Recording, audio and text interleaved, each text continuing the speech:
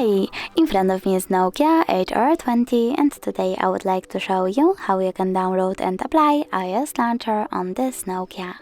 Firstly, access Play Store. Now tap on the search bar and simply type iOS Launcher. Then you need to download this free app from this developer and tap on Open. From here, click on while using the app, choose Allow and tap Home button. Then select iOS Launcher, click on Always, tap OK and got it!